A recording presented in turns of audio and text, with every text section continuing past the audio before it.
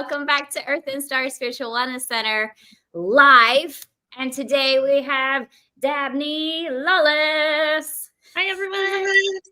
It's been a couple months since she's been with us, but we love her grounded yet fiery type of messages. She's the type of woman who just makes me want to say yes, ma'am, and do whatever she says. So exactly here. Well, Dabney, what have you got going on in your life right now? Yeah. So hello, everybody who happens to be watching. Thank you for hosting me, Mary. I have my own YouTube channel. If you're not familiar with me, it's Lawless Astrology. So you can check out my work there. And I'm an evolutionary astrologer. And really what I try to do is I try to help people make sense of the cosmic energy so we can kind of live a more peace-filled, grounded life here on planet Earth. So that's kind of my spiel. I do currently have a class that teaches astrology to non-astrologers because so many people are like, I can't read my own chart. I don't know what you're talking about. And so I was like, okay, well, I'm going to help you. I'm going to break it down and make it really, really easy. So that course is available. It's only $79 and it's got a ton of great stuff. And then my teacher is even going to be teaching one of the live modules. There's 3 live modules and one of them is from the famous Steven Forrest. So yeah. I love that. I love that it's teaching to astrology to non-astrologers because we don't know what's happening out there. No, and I think that's where my talent lies. When I hang out with like and I've been practicing astrology for over 20 years, but when I hang out with other astrologers who are just so in the weeds with it, sometimes I'm even like lost about what they're talking about because I'm like, you're just getting too deep into this. And sometimes we need to like pull out a little bit and not speak astrobabble. We need to just speak in English. And that's what I try to do. Astrobabble. I think I was trying to speak astrobabble before our call. I was like, do you know about this and this and this? And she's like, wow. Like, no, but I can tell you about this. I liked your questions. They were awesome. Bringing it back down. Hey, Suncatcher. Hey, Gina. Hey, Aaron. Hey, Chariot Rose. Thanks for coming, everybody.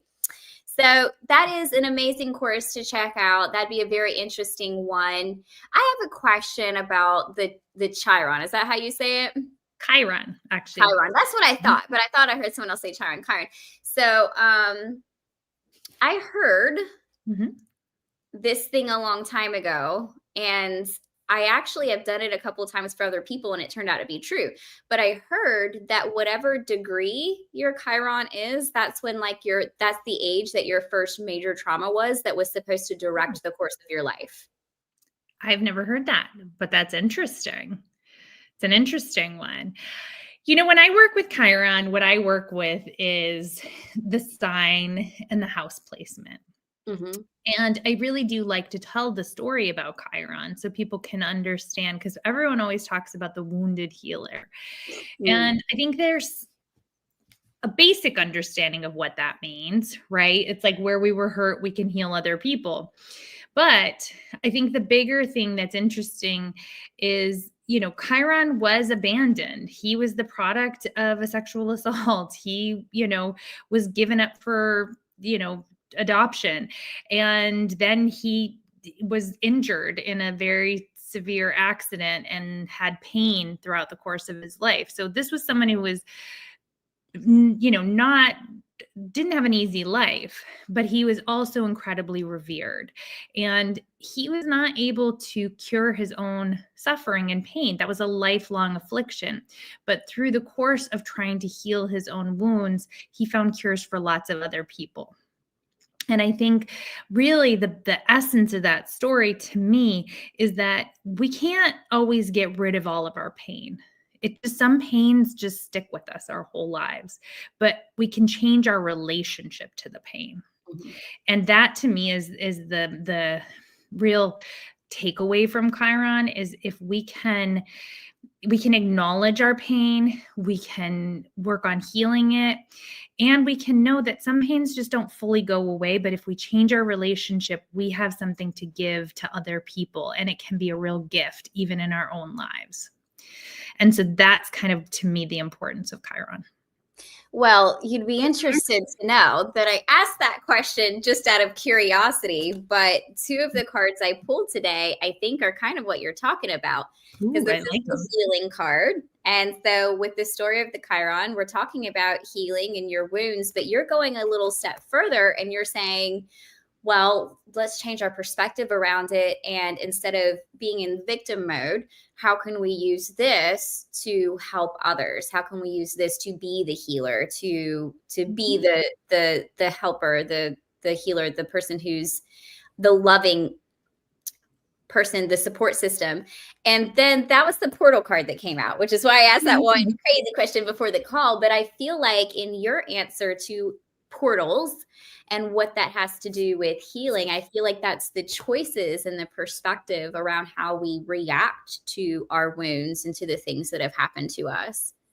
I love that. It's such a good perspective in the idea that, yes, a portal to me it's like, an entryway into another way of being. It's an entryway into another place and time. And what gets us to through those portals are the choices we make, right? So, portal, like if we think of that as a doorway or just decisions that we make in our lives, like every single day we wake up and we are making choices. Every single day. We're making good choices often, but sometimes we make bad choices. And sometimes we're tired and we do the easy thing and we don't want to deal with something. And those are that's, I think, what the portal is. It's an opportunity and it will just take you to a new place. And so good choices often have, often things are not in our control. Like the outside things, like we can't control what's happening in the government right now. We can't control what's happening with our neighbor, right? But the places we do have control are the choices that we make and how we react to the things that are happening out there. And I believe that when we make good choices, there are positive ripple effects. And when we make poor choices, there are negative ripple effects. Mm-hmm. So like one example of this, and I think I've made a lot of good choices in my life, but just a relatively recent poor choice that I made was my son. He's in middle school and, he's got a lot of anxiety. He's like suffering from some issues around social stuff like most middle schoolers do. And, I had said to him, you don't have to go on this field trip if you just go on this one. Like I was like, we'll get you out of that one, because he really didn't want to go on it. And it was really coming from a place of just exhaustion, like not wanting to, like my own, like not necessarily doing what was best for my son, but just like not wanting to hear about how stressed out he was or like feeling that anxiousness. So, I made a deal with him. We got him out of the second field trip and we took a family trip to take, instead of him having to go do this other thing, we went up to Washington State to go to we wanted to make it educational still. So we went to like a national park. Mm-hmm. And when we were flying home, one of the engines went out on the plane. And it was incredibly traumatic for everybody, as you can imagine. And like, we didn't know what was going on. We were kind of preparing that the plane may crash. Anyway, long story short, my son has a tremendous fear of flying now. And we've spent like tons of money on therapy. We have a plane trip coming up. And so my poor choice in the moment of being like, I can't deal with this. Let me just make a deal to make it easier on myself. Like then had all these ripple effects that's still affecting me and my family today. Now, who's to say that there weren't other lessons that we can extrapolate from that, and that's not part of our bigger journey? But if we think about portals, like that was a portal that I walked through, and I don't think I necessarily picked the right road, right? So I think that's kind of like, there's these unintended consequences. There are things that happen sometimes when we're not in our best selves, and we can't always be in our best selves. But I do believe that, to me, is part of that, like the choices that we make every day, the more consciousness we can bring to our decisions, I think the happier our life will be. That is such a scary experience, but I imagine he's probably not scared of field trips anymore. No, and it's sad because then he kind of felt like he brought that on himself and he blamed himself. I mean, so it was like there was a lot of negative consequences. But again, now we have a choice, right? And now we make another choice. Is that, we were getting him therapy for his fear of flying. Like we are still going on trips. Like we're still making, like we're supporting him. So there's other choices then come as a result of that, right? So I could almost see like the timeline branching off, because the main part of this timeline is he's going to have to learn how to overcome fear. And if you don't do it at this field trip, you're going to do it in the air. That's exactly it. It's almost like that. That is exactly it. And that kind of comes back to the astrology a little bit, is the world will give us all sorts of opportunities to take an easier road to learning a lesson. But if we don't take the easier road when like a hard transit comes, it's a lot harder and it's a lot more shocking where it can come from the outside. And I love what you said, like the timeline is like he had this opportunity to, face his fears and like just do what he needed to do. And I had, as a mother, had the opportunity to kind of hold his feet to the fire and be like, this is just life, honey. We've got to do it.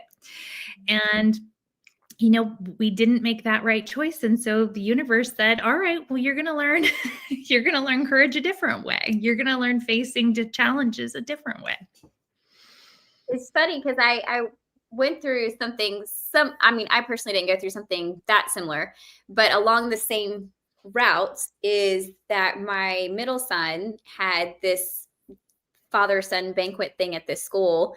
And of course you're thinking, okay, we got to wear our Sunday best. So we got to dress up. We got to go listen to this speaker. We have to be in school after hours, and oh, what a drag. So let's take him to the arcade instead. And he can still spend father-son time, but like not at school. And then as soon as we got that over with and everyone was like, whew, avoided that, they posted another one. So now there's another dad banquet that they have to go to. So, the universe will keep bringing it back around. But another thing that you said that I really enjoyed about that story, even though it was a horrible story, I'm sorry you went through that. Oh, no, but I mean, we're looking at it like, all right, what do we need to learn from this, Absolutely. Probably a lot was wrapped up in that package. But what I really liked about that story is when you're talking about when we are trying to make things easier on ourselves, knowing that it's not really the best decision or the best way out, or when we're not our best selves, we're not making our best possible choices. And I feel like that kind of ties into boundaries, which are coming up a lot right now, and meaning what you say and things like that, because when we don't have the energy to fight some battle, we often give in and end up being steamrolled or just those negative consequences. Yeah, I that was one of the things that we were talking about before we got on here, and that people feel like it's an exhausting time, right? Just everyone, no matter where you are, it's just an exhausting time. There's a lot going on astrologically. There's a lot of change, and change is challenging for humans. Mm-hmm. And so, I think as the planet Saturn moves into Aries this month on the 24th, I think one of the biggest lessons for a lot of us that probably watch this channel, and I know it's definitely true for me, is saying no when we mean no. So often we say yes because we want to make someone else happy. We feel obligated. And that it really does go back to boundaries. Like in our hearts, we want to say no, but we just say yes to get along or to make somebody else happy. And with Saturn is the planet of restriction and boundaries, and Saturn is much more direct. And so everyone has Saturn somewhere in their birth chart, but when Saturn's collectively doing something and changing signs, Saturn changes signs every 2 to 2.5 years. And Saturn's been in Pisces. And Pisces is boundless, formless. Pisces, is a very different energy than Saturn. And so the combination of those two has been challenging because there has been a lot of indecision. There has been a lot of people that in power that maybe mislead us or don't give us all the information. And so when Saturn moves into Aries, there's more of a sense of like, we see things clearer, like the fog starts to lift and we can kind of know what our boundaries are. Like it's a little easier to know when we want to say no versus say yes. And so I think Saturn moving into Aries is going to give people more permission to hold their ground, to draw better boundaries, to take better care of ourselves versus feeling so obligated to other people. That's insane. I didn't even think about Saturn being in Pisces all this time, where it's just like, whatever goes, man. And then, and Saturn hates that, Saturn's like, what are you talking about? Like, I mean, the positive side of Saturn in Aries is discipline around your spiritual practice. It's like, taking classes in spirituality or, some sort of like really regimented spiritual devotion. But in the absence of that on a collective level, and, a lot of people don't have the discipline to go to yoga or meditate 5 times a week. Like, that is the high expression of that, but myself included, like I've fallen down on that a little bit. That's kind of spiritual discipline. It really has manifested in, I think, a dissolving of the structures of our lives. So we've definitely seen, Saturn is the government. We've seen a dissolution of governmental structures. It's been a dissolution of things we can count on. Even in our personal lives, there's just so much like chaos and upheaval and change with the things that we used to rely on. And so now with Saturn moving into Aries, on a personal level, we can kind of come back home to ourselves and remember what's important to us. We can remember what's worth fighting for. Like I said, it's kind of like all of a sudden, like we put on our glasses and we can see clearly. Like whereas things were just not as clear before. How do we do this? I don't know. I don't understand. Because Neptune was also in Pisces. So we had a lot of Piscean energy. So there was a lot of opportunity for spiritual growth or spiritual portals, to your point. Like there was, kind of the veil was a little thinner in some ways where we had this opportunity to step into our more spiritual selves. But now it's going to be a little bit more structured and much more action oriented. And that's where the boundaries need to come in, because if you're not clear on your own boundaries, then you're potentially going to be taken advantage of. Absolutely. And that's definitely been coming up. And the cards that I pulled around this were the empty well. The empty well. So a lot of people have been feeling really tired, low energy, blah, or even like feeling like all this, like you said, the dissolution of their structure or what they feel is keeping them safe. Things that are coming up that they have to put boundaries up about. And then the card that went along with that was the closing door, which for me, I'm taking as the change card. Yeah. We feel like something's ending and we're moving into a completely different space where we're becoming someone new as on a personal level, as a society, things like that. But we're learning through removing that structure that we've held for so long. We're learning what's okay with us and what's really not okay with us. And we're also reaping those consequences, like you said, of when we've been unclear about what we're okay with, either internally, because maybe we just don't know yet. And so we're having to reap the negative benefits of a decision in order to make a different decision in the future.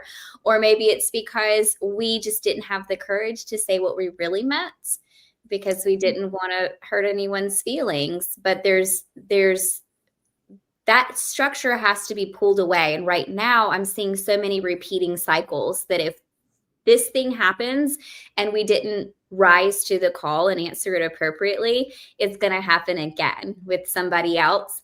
And we're going to have to keep facing that until we can rise to the occasion and say what we mean, speak impeccably, which is kind of hard to do sometimes in a dual state, because we live in a very 3D world where everybody has different opinions and wants different things. But we still have to, especially right now, realize what's right for us. And when it's right for us, how can we replenish this space with what's going on? Okay, with that structure missing. So this is going to be the final degrees of Saturn and Pisces this month until the 24th. Now in the fall, we'll get it'll dip back in. So we get another, because of retrogrades, sometimes planets will kind of move forward and they'll be in a new sign, and then they'll kind of dip back in, and you get a little chance to clean up what you didn't get finished the first time around. And I think it goes back in October, if I'm not mistaken. But what I would say for this particular moment in time, astrologically, is it's a really good time for that spiritual discipline. Whatever that means for you, whether it's like, I want to get back into yoga on at least 3 times a week, or you know what, I need to meditate, or I need to pray, or whatever that looks like for you. There's just so many different ways to tap into your own spirituality, some connection to something bigger than yourself. Really, this is the time to put some sort of boundaries around that, because you're going to be, that's the high expression. And that's part of that portal, the choices. Okay. So right now we have this choice, and whatever you do with this end time, like you're setting an intention, you're putting something in motion. So then when it does go into Aries, you have the energy, like you get a renewal of energy around that commitment. And I loved that you brought up the word courage. When we have a lot of Aries energy, the evolutionary purpose is to find courage. So if you are an Aries, let's say, you know this well, that people are like, oh, Aries are so brave. Aries are not brave. They are brought into this world to come up against obstacles that they overcome. So they develop bravery. They become courageous over the course of a lifetime. You're not just born brave. You're not born a warrior. That is something that is developed. Now you've got that innately in you that you're capable of it. And so I think that is what happens is right now in this last part where we can kind of tap into the higher purpose of that Saturn in Pisces, which, like I said, is a spiritual discipline. Or it's also the discipline to know that we can't control things. Like that's, the letting go, right? Like to know when something is in your control and when it's not in your control is part of that as well. The surrender, the discipline of surrender is not an easy thing. Like I did a whole video about the discipline of surrender and how that's what's going on right now for all of us is knowing what we can and cannot control in our lives. But when Saturn goes into Aries, it's a new energy, and it is the rise of courage. Now, that could mean there are going to be more obstacles, but it's the challenge. It's meeting the challenge. It's how we face a challenge, how we, an anecdote from another astrologer who's Tony Howard, I believe. I loved that he was talking about how, Ryan Holiday is he has a YouTube channel about stoicism, and like it's very philosophical, and it's about ancient philosophers and things like that. Anyway, he was invited to speak at the Naval Academy, and he was going to talk about how he did not agree with the fact this wasn't his whole talk. His whole talk was, about finding courage and like coming up against obstacles and things like that. It was a motivational talk. He does a lot of kind of motivational stuff based on philosophy. But he was going to talk about how he didn't approve of them banning the books at the Naval Academy. And they said, no, thank you. Like you either have to take that out or you're not going to speak at our graduation. And so he said, well, I'm not going to take it out. So they disinvited him. And then he went on to make a video and he gave his whole talk that included this piece about, like, how it's destructive to ban books. And that reached tens of thousands of people versus whoever would have been in that crowd. And so I think that's a great example of Saturn in Aries, where it's like, what do you do when you come up against an obstacle? Do you pitch a fit and get angry? Do you go and sulk? Or do you kind of make lemonade out of lemons? And like, sometimes that's the better way to go about it. Like, and he reached a lot more people that way, and he got to make his point to a much broader audience. And he was being true to himself in that particular moment, making positive choices, and he had a positive outcome. Right.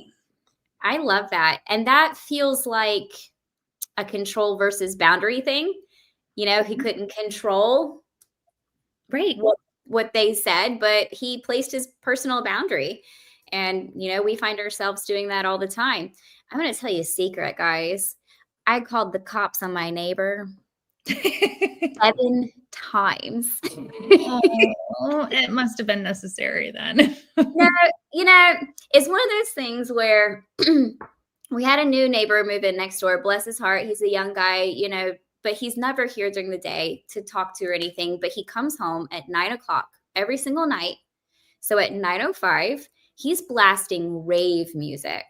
I mean, music that's shaking my windows. And, I'm laying the babies down between 8:30 and 9. And like, I'll be laying there so comfy in my bed, relaxed, peaceful, reading a book. And all of a sudden it's boots and cats, boots and cats, boots and cats. And I'm just like, ugh.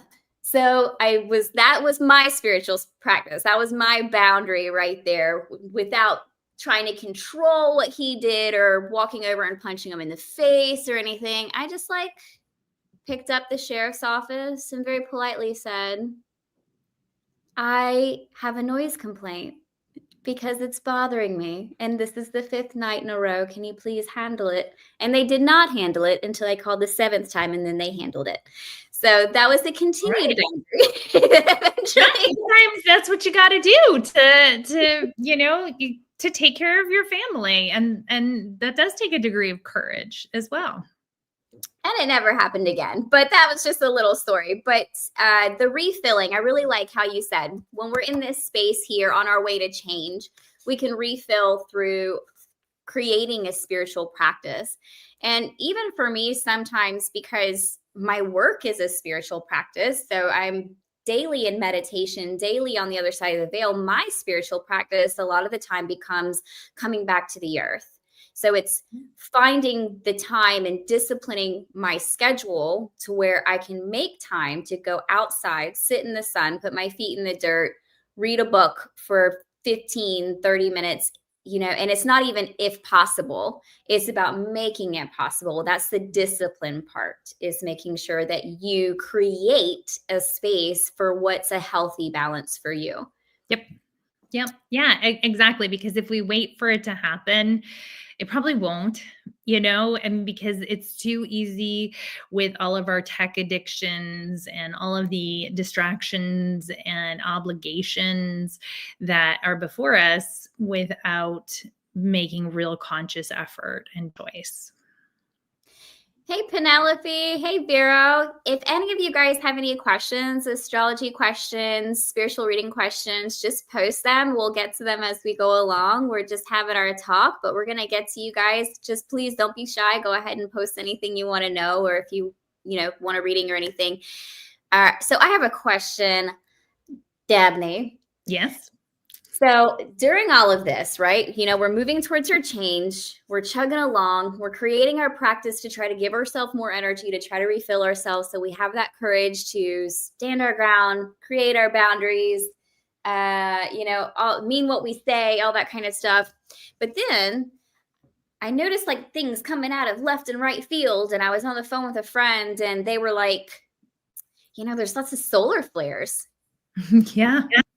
Oh, okay. I know solar flares, and I'm a sun my sun sign is a fire sign. So I understand that we can feel those, but I don't feel those nearly as deeply to my conscious mind as I do the moon cycles. The moon cycles I feel very, very deeply. They keep me awake at certain times. I'm passed out at other times. Like I feel the fullness on a full moon and it's uncomfortable. And then in the waning moon, I feel better again. So maybe I'm just not keeping up with solar flares or understanding them on a deep enough level. What do you know about them? So I'm not an expert, but I can say that we have had a lot of solar flare activity in the past year. It's been much more intense the past year than it typically has been in our lives. And, I don't know astronomically why that is, but I do know that it does correlate to challenges on Earth. It does correlate to more aggression and aggressive energy. And so my teacher did a newsletter about it. And he kind of was saying like you can kind of chart the increase in solar flares with like increased military actions and wars and things like that. Mm. And so my guess is that, all the planets revolve around the sun. That's the star that is, the kind of the gravitational pull that like we are all a part of this, right? With, and the moon. So the luminaries are the sun and the moon. And to your point too, like the moon is just as important as the sun. But we pay a little bit more attention to the moon because we understand that the moon impacts the tides and it impacts like all sorts of things. And so I think that there is something to the solar flares that is causing some drama in the world around us at this time. I also think we are in a very unique time astrologically where so many major planetary energy shifts are happening all within a 1 to 2 year period, which is really not something any of us have ever lived through. So you have to go back thousands of years to see something this dramatic as far as like the number of big outer planet shifts. And so, we've gone through a couple of them. So we had Aquarius, Pluto moving from Capricorn into Aquarius. That happened in November, shortly after the election. Then we had the nodes switching signs. Then we had Neptune moving into Aries. And that was kind of a big energetic change. That happened at the end of April. And I think a lot of people, myself included, kind of felt a little bit of a renewed optimism. There was something around the past couple weeks where we sort of see things a little differently. I think people are seeing things a little clearer. Neptune correlates to our beliefs.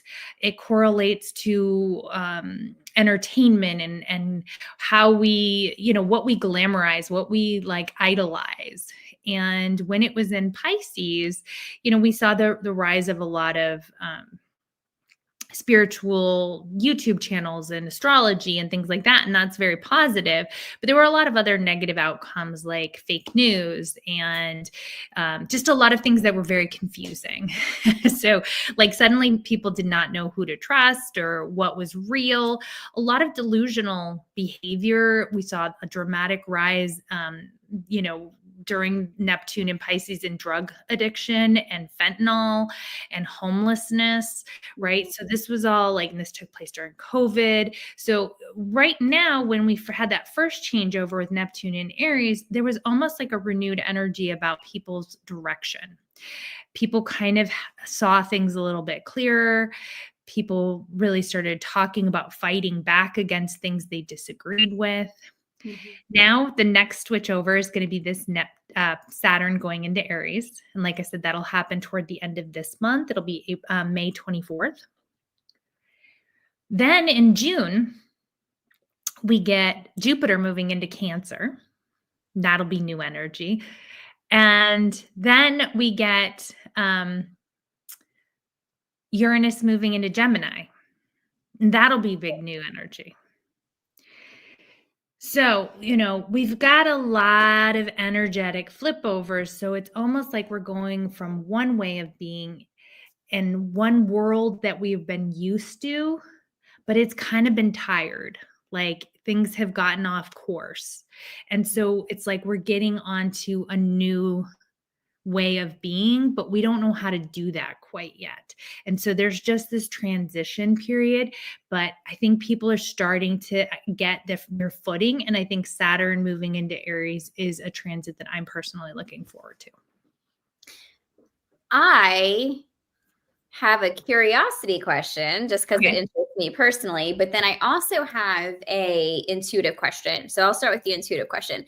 The intuitive question, you said that Neptune moved into Aries.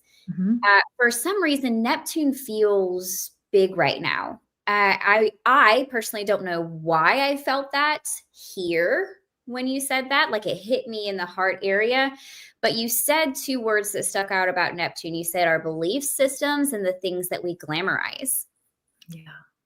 And okay, our belief systems, when you say belief systems, my first thoughts go to our ethics, our personal compass.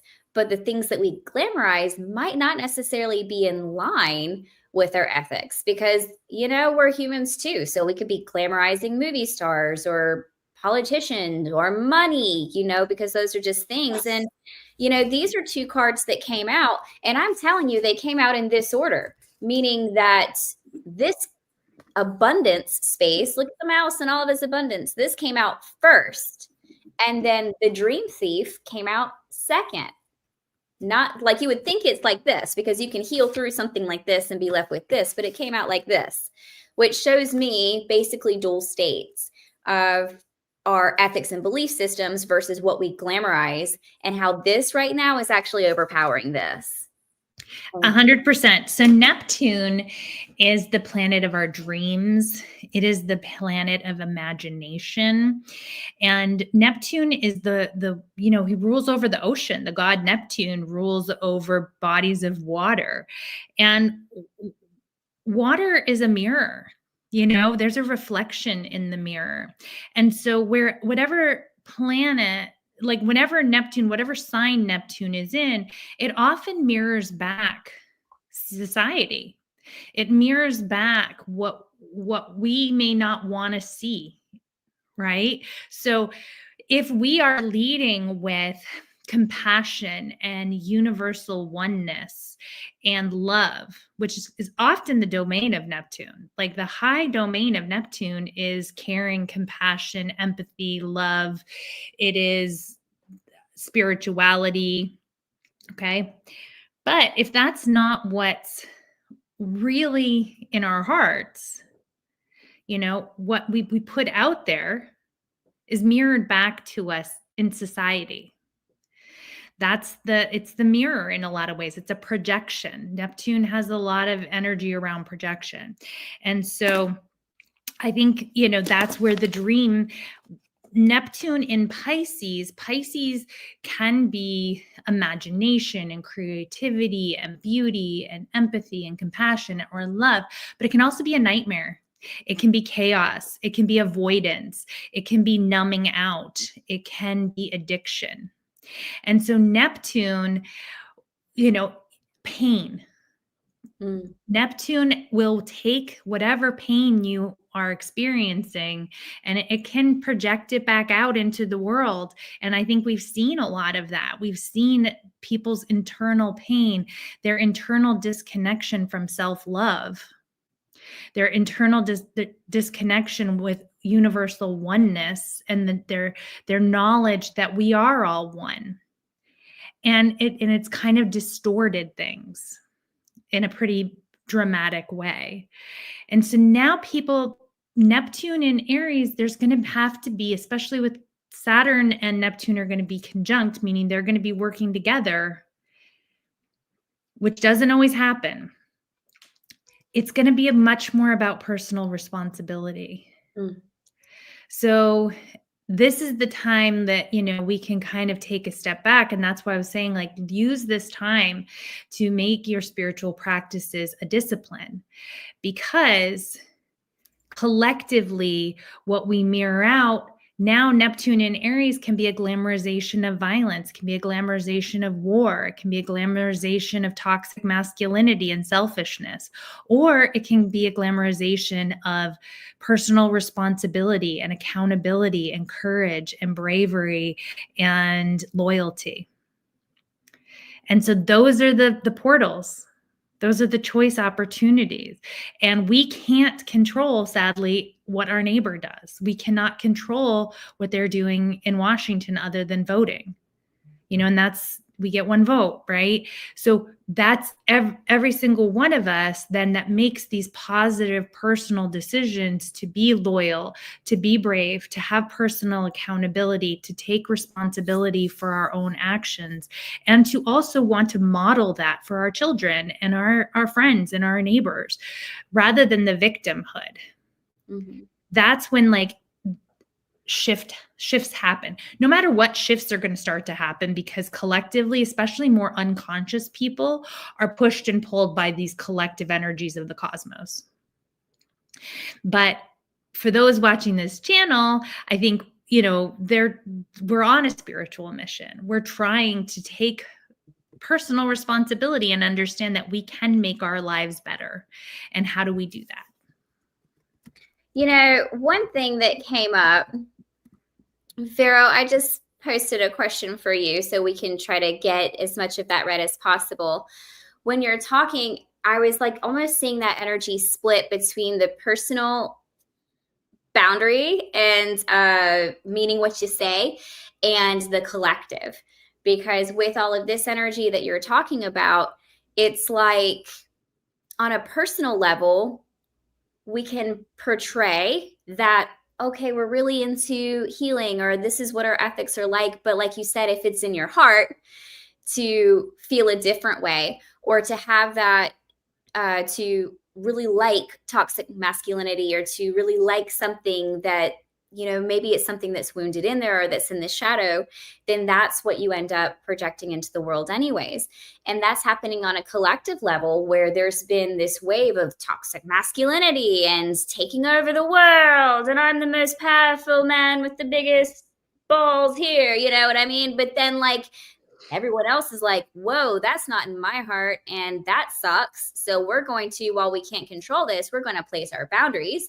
We're going to use our voices. We're going to make different choices. We're going to mean what we say and make sure you hear what we have to say, and rise up and take that energy a completely different way. So we can kind of see where our personal healing within our boundaries and knowing ourselves and our self-reflection, and then the collective, how that's moving through these same things. Yeah. And I'm looking at the question from Vero, the truth of the matter is, it's time to really pull within.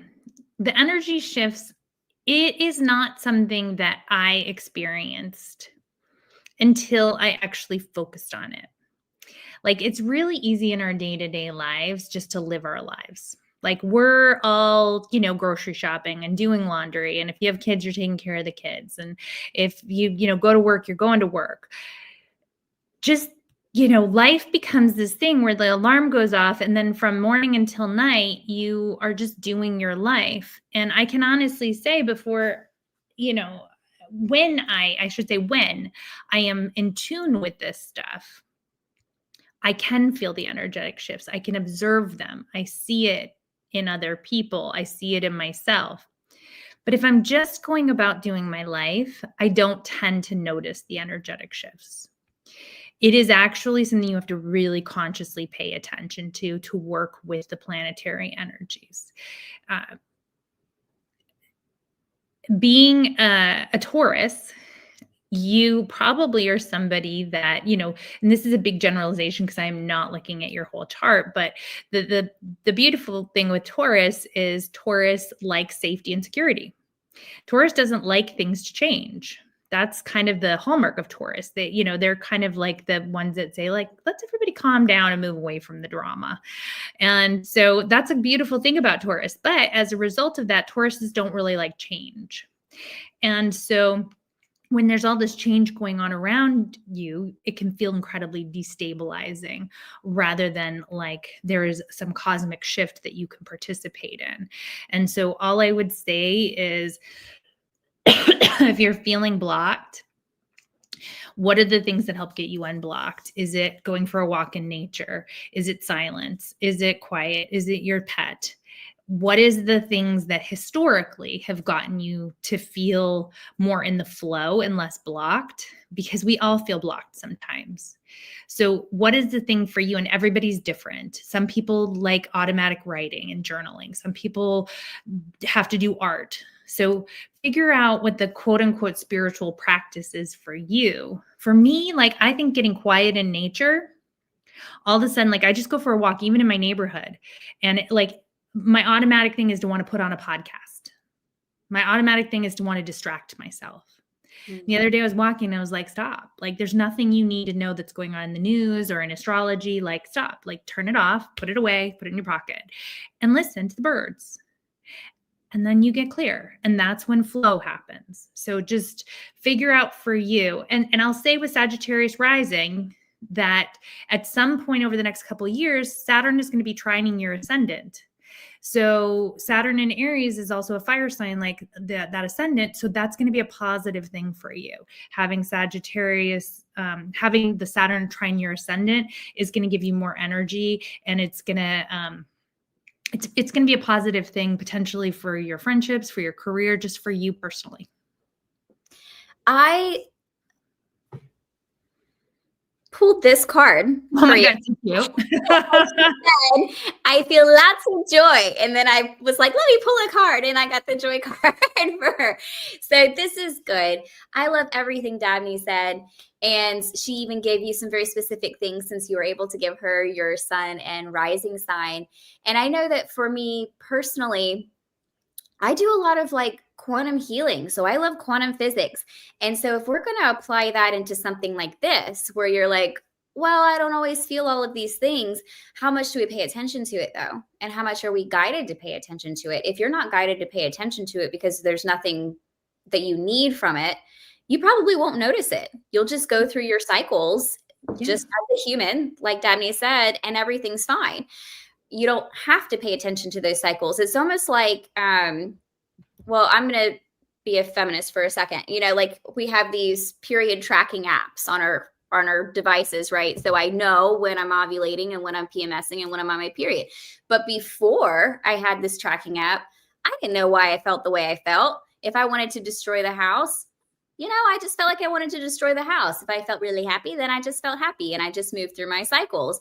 But now that I'm observing something that's observing me, now I suddenly feel, oh, you know what? I do have a pain today. Oh, yes, I do have a mood today. You know, so it kind of goes back and forth. So if you are tracking the moon cycles or tracking solar flares, I don't even know if you can do that. Then you can. There's actually YouTube channels that delve into it. I don't tend to track them. I just read about that through my teacher, which I found fascinating. But there are people that really do. They have like whole like shows about it. That's their specialty. Because I need to know more about this. But it's like if you track those things, then you're more aware of what's happening in your body. And you could just be like, oh, well, this might be because of this or this. But it's not necessary. It's really not necessary. You could just live your life. You can go through your cycles because everything's just happening. Even me personally, I haven't been able to find, even though I do feel a lot of effects from the moon, I don't always know, I haven't been able to track a pattern with it. Like, so it's almost like I feel like I'm in orbit. And sometimes I orbit away from the moon where I don't feel a lot of effects from it. And sometimes I feel like I orbit really close to the moon and I feel a lot of effects from it. And then I'll like pull up my app and I'll be like, what's the moon in? And it'll be like something random, like Scorpio. And I don't have Scorpio in my chart, or not a lot anyway. So I'm like, oh, well, I don't know what that means. And I just have to go about my day, you know, because it doesn't mean anything. But I do feel that. And the moon. And so the next question was about, does all this energy shift make you dizzy and will you're, you know, have ringing in your ears and stuff like that? I do think that there are some people that are much more sensitive, and I am one of those people that is, I don't discount that energy impacts our health. And I'm also one of those people that still says go to the doctor. So I'm sort of like, if you feel dizzy and you have a ring in your ear, I see no reason not to check it out and have it just checked out medically, because at the end of the day, like, there could be, an inner ear imbalance or something like that. But do I think that that is not, I do believe that it can be impacted by the cosmos as well. So like, it's almost like the story where, the person was like, I wanted God to save me. And it was like, well, I sent you a helicopter. I sent you a boat, like, why didn't you you were going running on faith? And like, I think that we are given the tools to take care of ourselves.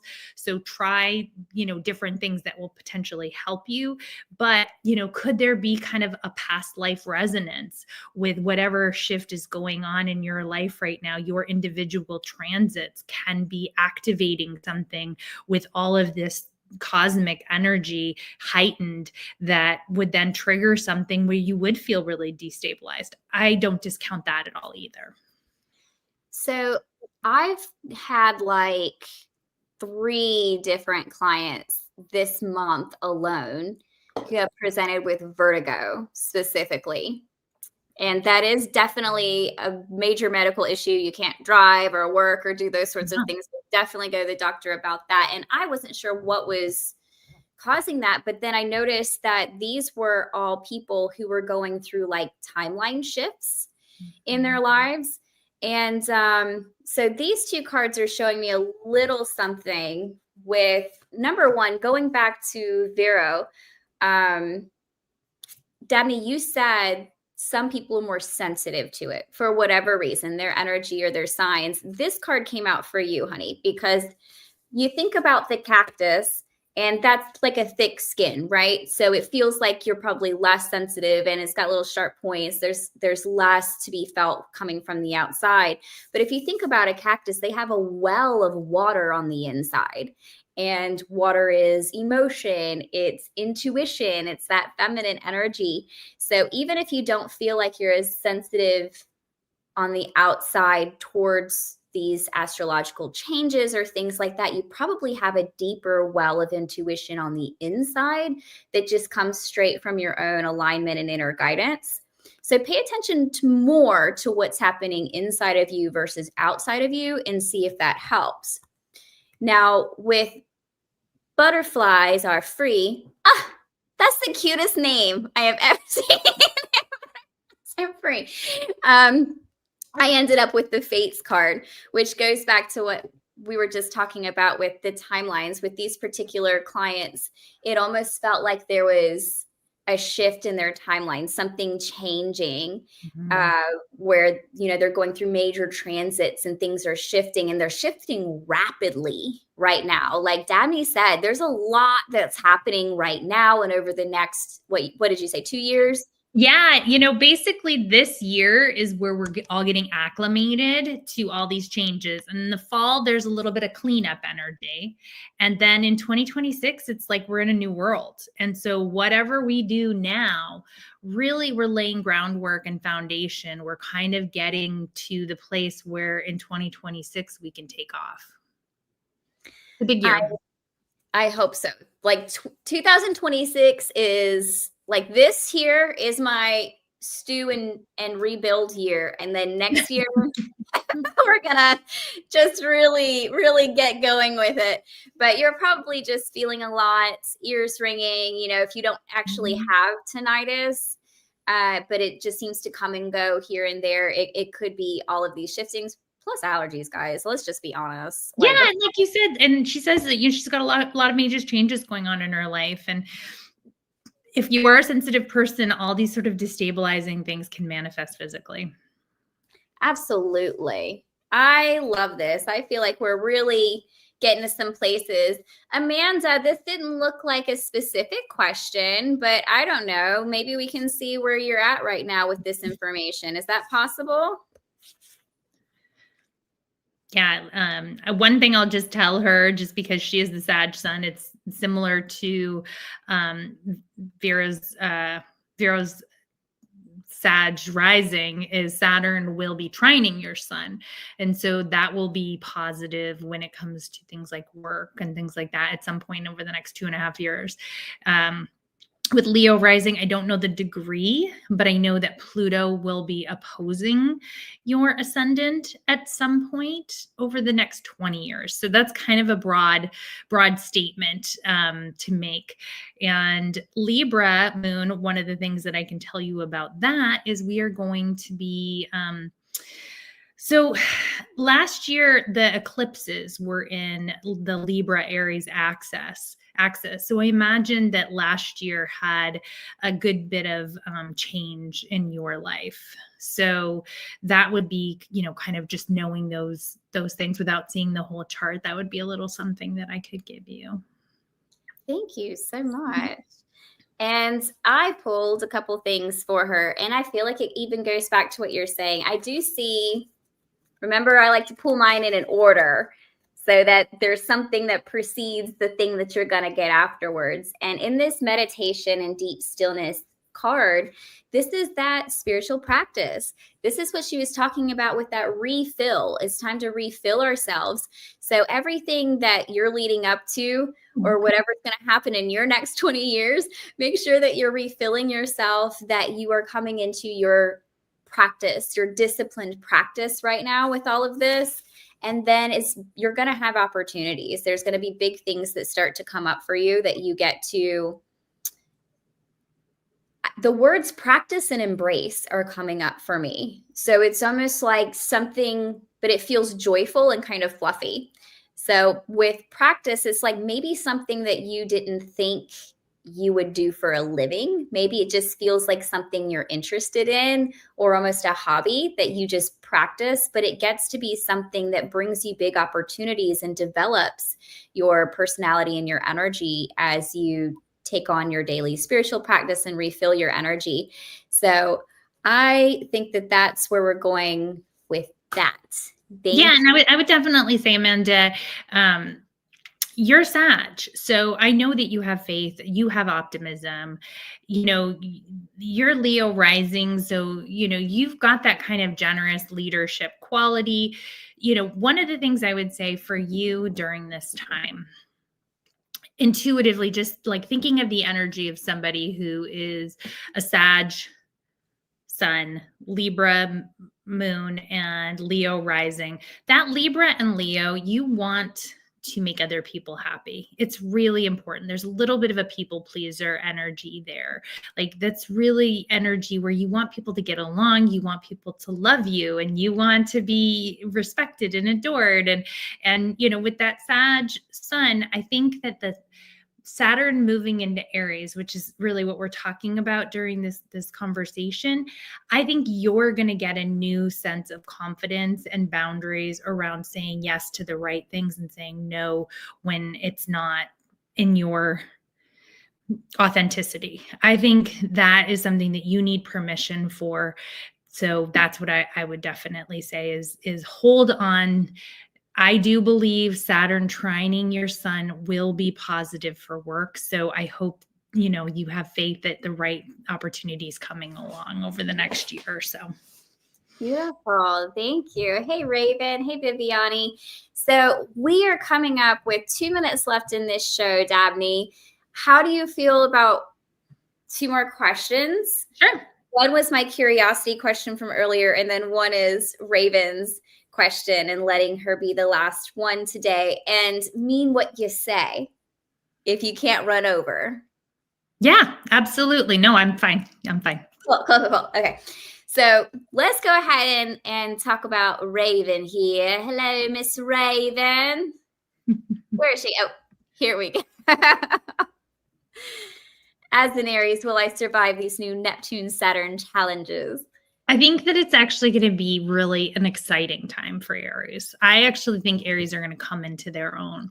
Anytime Saturn touches your sun, it can be a challenge. Like I said, like Saturn's not an easy planet. But what I always the description that I give of Saturn is the toughest teacher that gives the most homework that everybody hates, but you learn the most in that class. And so you're going to be going through Saturn school, but Neptune's going to be helping you out. So Neptune is a little bit more encouraging. And so Aries, whoever you are out there, not just Raven. Yes, I think that Aries is not a stranger to challenges. Aries, like part of what you are here to do is to be bold and to take action and to go out into the world and chart your own course. And Aries comes against challenges. Aries gets frustrated when there isn't something, an obstacle to climb over, like there isn't a wall to make your way over. And so just think of this time as a boot camp for you. Like you're going to have a spiritual boot camp, and you're going to have, just a boot camp in yourself. And so when you come out the other side of it, I think it's just going to be this really exciting time for Aries across the board. I know Raven's probably ready to rest and be done with her personal boot camp, but Dabney's Raven. Dabney's right. And I pulled the overflow card. And so look here, one word says overwhelm, and other word essentially says abundance. So when you're going through this boot camp, think about how you want to think about it. Do I want to feel overwhelmed by the things that I'm learning, or do I want to embrace the power of who I'm becoming and know who I'm going to be when I get to the other side of this? All of that fire energy could be building you up and really making you into someone beautiful and powerful, as long as we know how to harness it and how to let it flow through, allowing our perspective to be in that way. I actually think that I love Saturn, because I think Saturn is this amazing opportunity to become an expert and to hone your skills and to really, make giant leaps forward. And so if you're feeling overwhelmed or you're feeling tired, then, you have to do your moon. I don't know where your moon is, but do the things that feed your moon. I've got a whole video about that. So those are the things that will kind of help recenter you, because no, you cannot live life on an Aries 24/7, go, go, go pace. But embrace it for what it is. So yes, you'll survive and hopefully thrive. I think it's actually a good time for Aries. I think it's a good time for Aquarius. I think this sort of more outward energy is going to come into its own. So, I asked you if you could run over, and I told you not to tell me no lies, and I actually can't run over. But my boundary, I just checked my calendar. But I do have this quick, simple question. It might not be simple, but it was a curiosity thing from something that you said earlier. For some reason, Jupiter moving into Cancer jumped out at me. Why? What does that mean? I'll make this as quick as I can. Jupiter moving into Cancer is going to be a nice relaxation energy. It's actually going to bring everybody back. Everything is moving into very yang outward signs, very much more kind of quote unquote masculine energy, kind of that, forceful out there. Cancer is nurturing. Cancer is forgiveness. Cancer is love, from the mother to the mother. It's a time of forgiveness. So I think there is some really nice energy around kind of bringing us back together and finding a little bit more of that heart-centered, peace-filled love for our families, especially if you've had a family that's been torn apart over the past few years. I think there's a lot of opportunities for healing. It's a very healing time. And this summer, there's some really nice aspects in the sky. So keep the faith, everybody. I think it's just a transition time we are in, and just the cosmos is conspiring to give us all what we need. Thank you so much. I think that was exactly the word we needed. When is this happening? When's Jupiter moving to Cancer? I don't have the exact date. I can't remember if it moves in late June or July. I'm sorry, I don't have it in front of me, but it's this summer for sure. Yeah, it's this summer. I can't remember what. I want to say June. Maybe June 9th. I don't know. I'm excited. And that was a good word to have. As soon as you said, oh no, it'll be a relaxing time. Okay. Yeah. We'll get a little breather. I think this summer is the breather. Right now is the and then it's like, okay, let's like things we sort of, and then we'll go back and we'll clean up a little of the mess. And then 2026 will be a whole new energy. I love that. Thank you so much for coming on today, Dabney. It's always a joy having you here. And thanks everybody for showing up. Any last words you want to say or anything you want them to know? Give them your website. It's in the description. Yeah, definitely check out my YouTube channel and check out my course if you're interested. But thanks for having me on, Mary. I appreciate it. I love you. I'm glad you're here. Bye, everybody.